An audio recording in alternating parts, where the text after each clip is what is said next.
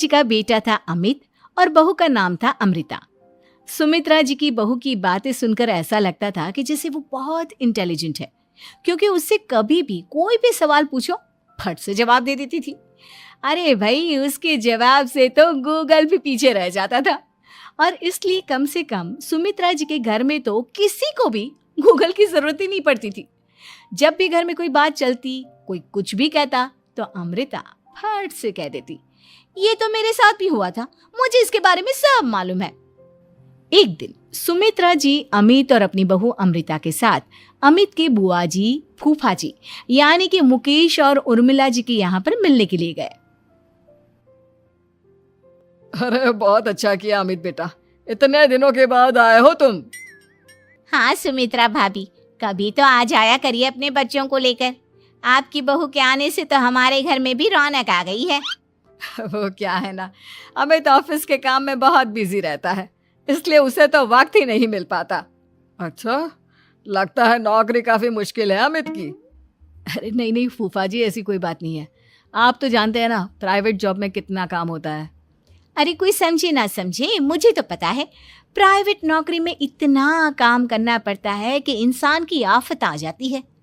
लेकिन बेटा, तुमने तो कभी जॉब की ही नहीं, तुम्हें कैसे पता?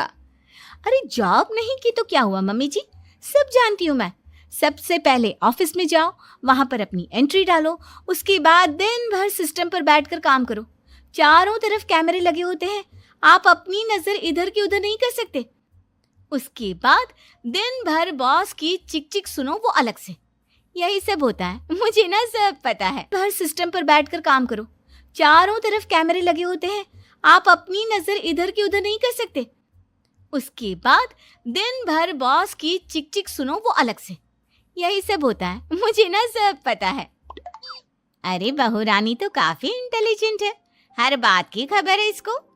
थोड़ी देर बाद, अब देखिए सुमित्रा भाभी, इतने दिनों के बाद आई हैं आप, खाना खाकर ही जाना, ऐसे तो मैं आपको जाने नहीं दूंगी।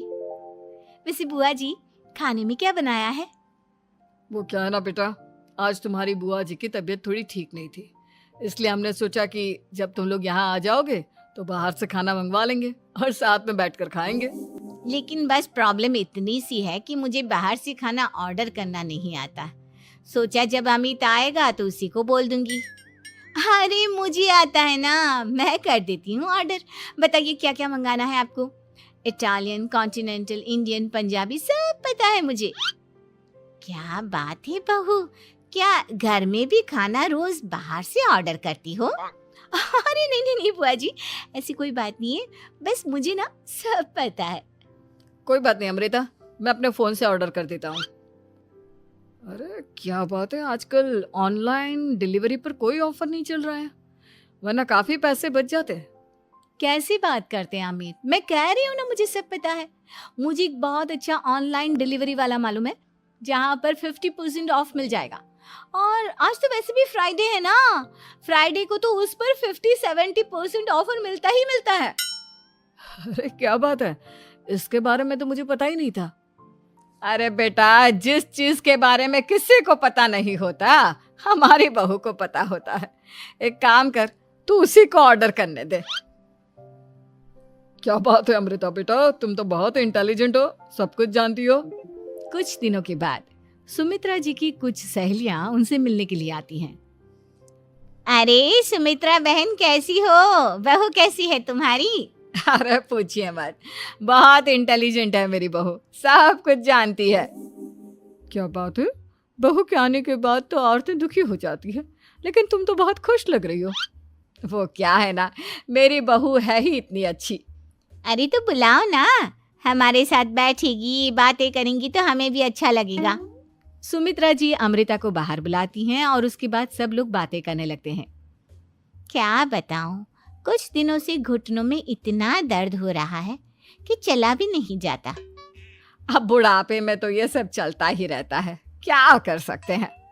आंटी जी, आप योगा करिए, योगा और साथ में ना काले तिल खाया करिए, आपके घुटनों का दर्द भाग जाएगा।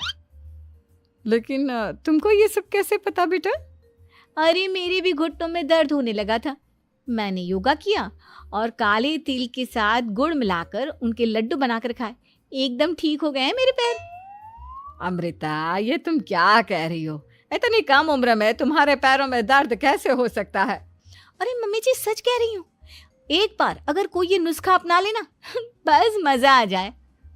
ठीक है बेटा, अगर तुम कहती हो तो मैं ये करके देखती हूँ। मुझे सब पता है आंटी जी, ये मेरे साथ हो चुका है, इसीलिए तो बता रही हूँ मैं आपको, ऐसे नहीं बताती किसी को। कुछ दिनों के बाद अमित अमृता को अपने दोस्तों के साथ घूमने के लिए ले जाता है। क्या यार, क्या जिंदगी हो गई है। सारा दिन ऑफिस का काम करते रहो, अपनी हेल्थ पर तो ध्यान ही नहीं दे सकते। अरे क्यों नहीं दे सकते अपनी हेल्थ पर ध्यान?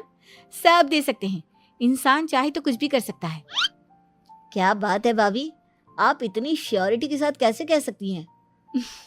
अरे आजकल ना एक से एक एप्लीकेशन है मार्केट में, और जानते हैं उसमें कुछ एक्सरसाइज तो ऐसी बताते हैं जिन्हें आप अपने ऑफिस में बैठे बैठे, मेरा मतलब लैपटॉप पर काम करते करते भी कर सकते हैं। अमृता, ऐसी एक्सरसाइज के बारे में तो मुझे भी नहीं पता था, तुम्हें कैसे मालूम? अरे मुझे सब पता है, हर चीज की खबर रखती हूँ मैं, जानते हैं ना आप। लेकिन ऐसी कौन सी एप्लीकेशन है और ऐसी कौन सी एक्सरसाइज है भाभी?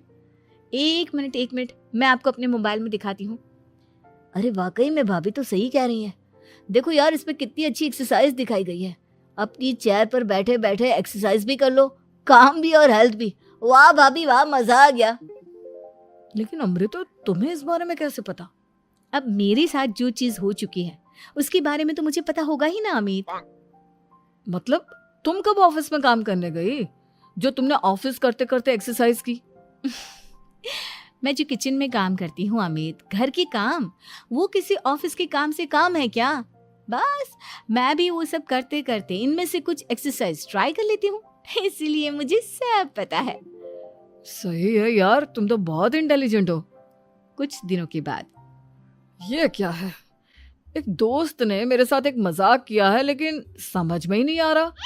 अरे बेटा, तो अमृता से पूछ लेना, उसके पास कोई ना कोई जवाब जरूर होगा। ठीक कहती है मम्मी जी, मैं सब जानती हूँ। लेकिन अमृता, ये थोड़ा मुश्किल है, सोच लो।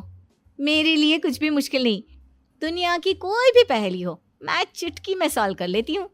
अच्छा ठीक है, देखो मेरे दोस्त ने मुझे एक खाली पेपर दिया है और कहा है कि इस पर उसने मेरे लिए कुछ मैसेज लिखा है। अब एक बात बताओ यार, खाली पेपर पर, आई मीन जिस पर कुछ भी नहीं लिखा हुआ, उसे मैं कैसे पढ़कर बताऊं? अरे बस इतनी सी बात, इसे तो मैं चुटकियों में सॉल्व कर दूंगी अमित। लेकिन कैसे बहू? इस पेपर पर तो वाकई में कुछ नहीं लिखा हुआ, एकदम खाली पेपर है, कैसे, क्या पढ़ोगी तुम? अमित, एक छोटा सा काम करो, जल्दी से एक मोमबत्ती लेकर आओ। अरे बहू, पेपर में आग लगाने का इरादा है क्या? नहीं मम्मी जी, इस पेपर पर अमित के दोस्त का लिखा हुआ मैसेज पढ़ने का इरादा है। अमित कैंडल लेकर आता है।